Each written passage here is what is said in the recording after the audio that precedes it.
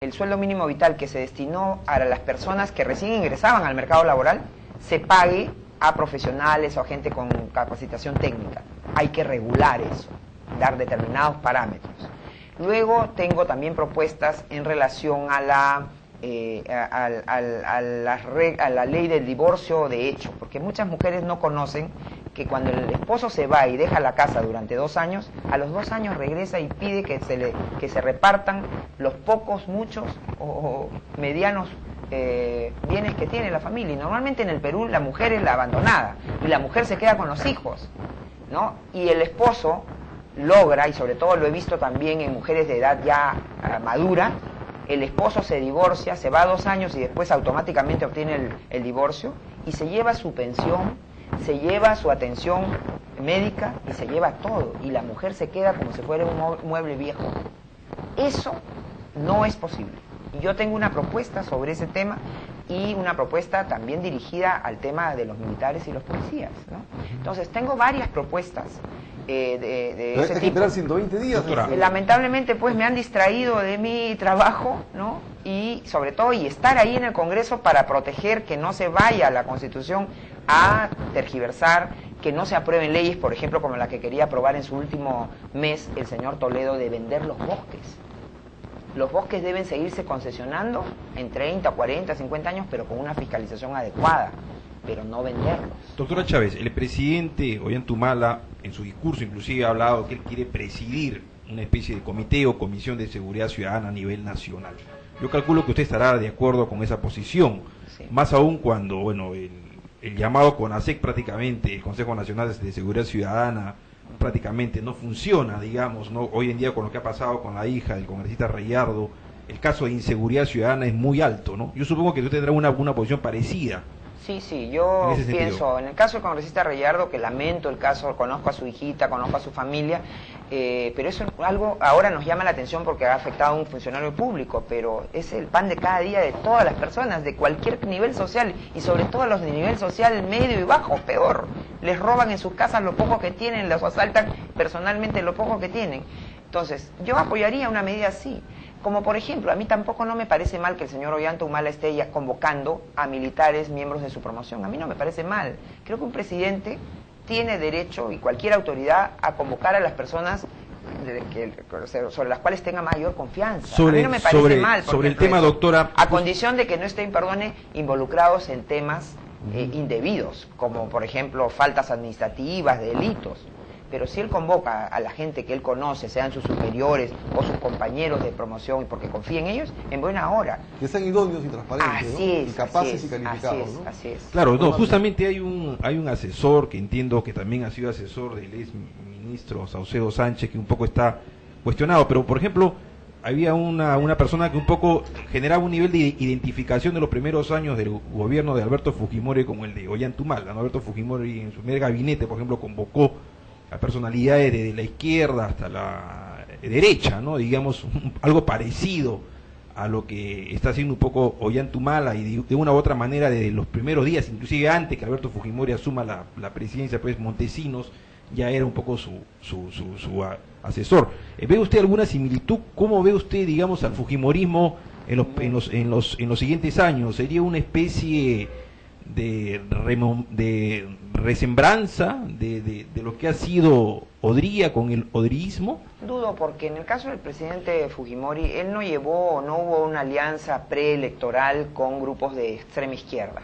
El presidente fue con un grupo de personas muy vinculadas en lo personal a él, y después, eso fue después, ¿no? Al señor Sánchez Salvadera, el señor Montesinos entiendo que conoció al presidente entre la primera y la segunda vuelta, ¿no? Pero esos 3 ministros, y como bien me recuerda Víctor, Amati León, la señora Helfer y el señor Sánchez Alvavera, fueron ya después que el presidente había sido elegido.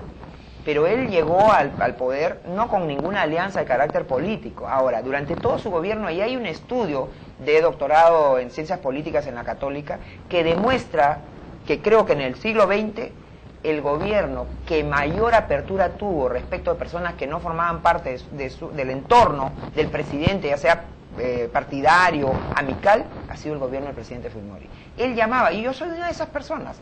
Yo ni voté por él el año 90, no era del Partido Cambio 90, hay unas personas que creen que yo era del Partido Cambio 90, no, yo ni voté por él, pero me llamó a mí porque yo coincidí en una maestría en Derecho con el hermano menor del presidente y él convocó a los miembros de esa promoción y nos llamaban por lo que podíamos aportar en conocimientos, en capacidad, no por una identificación.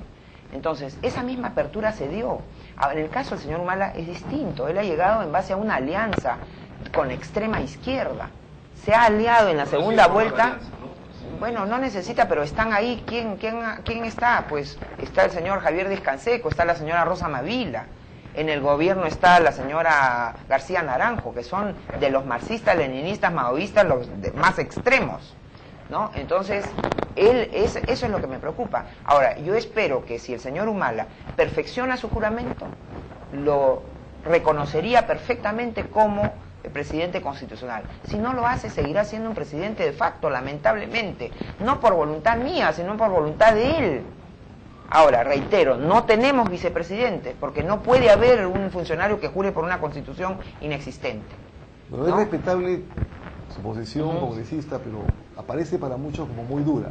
Pero veamos, ¿qué piensas a partir de los datos que ya tenemos, ¿no?, de la configuración del gabinete, ¿verdad? Sí. De algunos cargos que están nombrando, o sea, ¿cuál es la visión que tiene Marta Chávez respecto a los próximos años del país? ¿Cuál es tu perspectiva de país en términos económicos, sociales y políticos? Yo creo que hay tensiones muy grandes, ¿no?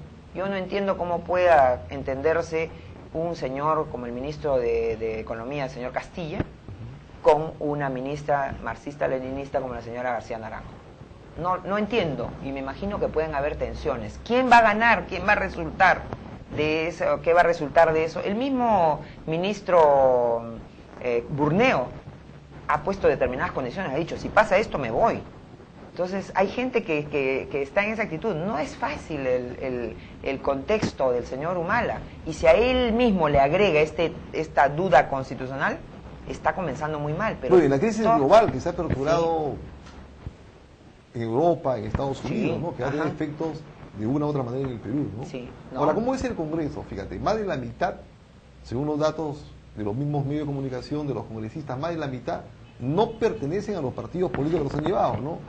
Y si a eso le agregas que la inmensa mayoría de congresistas no tienen una preparación política, ¿verdad? O sea, lo que pasa es que en el Perú estamos haciendo política desde la no política. Sí. O sea, hay pocos políticos como tú, por ejemplo, congresista, que tienes experiencia ya en estas líderes, ¿no? Pero, ¿qué vislumbras para un Congreso configurado así? Sí, es muy difícil, y en eso también tiene responsabilidad el señor Toledo y el presidente García, porque se negaron a aceptar lo que hemos reclamado desde Nueva Mayoría. Yo presido un partido, Nueva Mayoría, que por no participar en las elecciones probablemente en un año muera, si es que no se da la ley que se dio el 2006 para salvar el propio partido humalista, que no había participado en las elecciones del 2006, porque tenemos una ley de partidos imperfecta, que obliga a los partidos a participar sí o sí, si no mueren.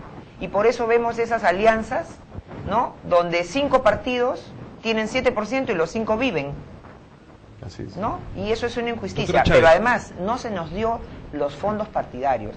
Yo digo, el caso de Bagua, por ejemplo, Bagua no hubiera sucedido si hubiera habido en Bagua un partido aprista funcionando, un partido fujimorista funcionando, un partido pepecista, un partido izquierdista, etcétera, etcétera, porque los debates se hubieran llevado al tema político y no al tema racial, no al tema religioso. Eso creo que es el grave peligro ante la inexistencia de los partidos. O sea, no hay partidos políticos de verdad en el país. Pues, y entonces, ¿qué tenemos? ¿no? ¿Qué tenemos? En los gobiernos locales, independientes, movimientos independientes. En los movimientos regionales, movimientos independientes, que no articulan con una visión nacional. El partido permitiría articular una visión nacional con una regional y una local, pero eso requiere fondos para no depender de Doctora, las fortunas a nivel del Congreso, de nadie. ¿cómo usted percibe al fujimorismo? ¿Un poco aislado? Tal vez algunos remembers con el APRA, digamos, en el último quinquenio ha habido una especie de alianza tácita. Normalmente el fujimorismo votó a favor de muchas propuestas conjuntamente con el partido aprista, ¿no? Un poco se decía que parte de esa negociación era, digamos, la facilidad carcelaria que ha tenido Alberto Fujimori, ¿no? ¿Usted se ve, digamos, cercana a la votación aprista en algunos puntos? Bueno, decididamente no, hay etapas por lo menos. Todos los partidos, incluyendo los 4 congresistas del APRA, han apoyado la mesa directiva del señor Huataz y ha tenido 93 votos y los 37 votos fujimoristas fueron no de un no, prueba de nuestra buena voluntad, sino de abstención. Entonces, para ese efecto, ya se han repartido las mejores oficinas, se están repartiendo las mejores comisiones y nos están dejando a los fujimoristas. Claro, han violado, por ejemplo, esa regla, que en los últimos 11 años, como no había nadie con mayoría absoluta, la segunda minoría tenía la presidencia de la Comisión de Fiscalización. Sucedió, al APRA le tocó frente a Toledo, a Gana Perú, el partido humanista, frente al gobierno del APRA. Ellos se pelearon, Gana Perú con UPP y se quedó UPP. Ahora le tocaba al fujimorismo, pero esa es la democracia de esta gente que ahora quiere negarle y dársela ¿a quién? A Solidaridad Nacional, que tiene varias cosas por ser analizada, por ser evaluada. Entonces, yo creo que ellos han querido que el fujimorismo se aísle, pero el fujimorismo no está aislado. La alianza del fujimorismo es con el pueblo y a él nos debemos, ¿no? Amigas, amigos, hemos estado con Marta Chávez, representante del fujimorismo. Le agradecemos su presencia en Vez Cable Televisión en ese debate. Retornamos en unos instantes con Gustavo Pacheco. Se queda.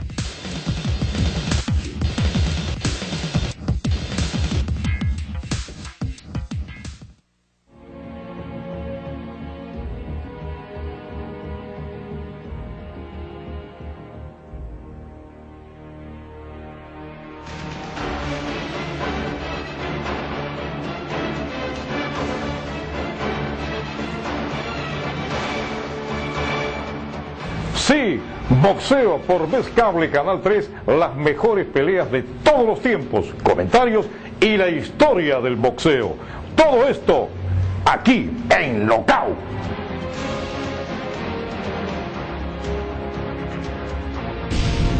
Vez Cable, pensando en ti.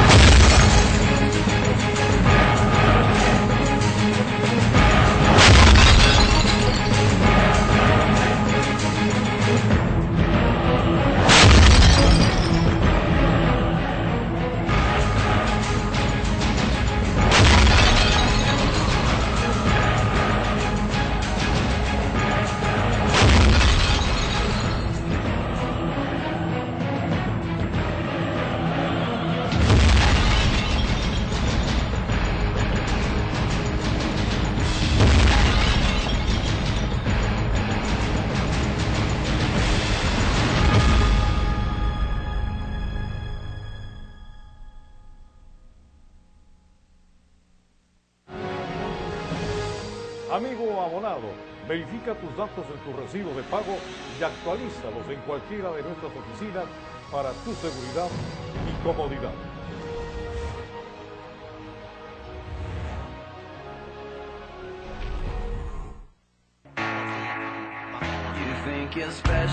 Tiempo adicional dominical, con todo el resumen del fútbol nacional e internacional.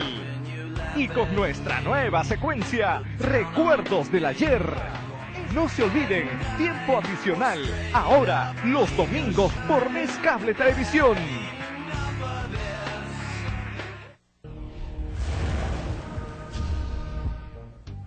Amigo abonado, a partir de noviembre, paga tu mensualidad de la manera más simple en cualquier oficina del Banco de Crédito, agentes BCP y también por internet.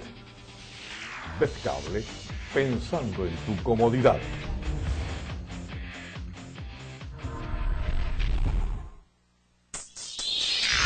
Lo mejor del deporte nacional e internacional lo encuentras aquí en Superdeporte con Raúl Maraví. Lunes y viernes de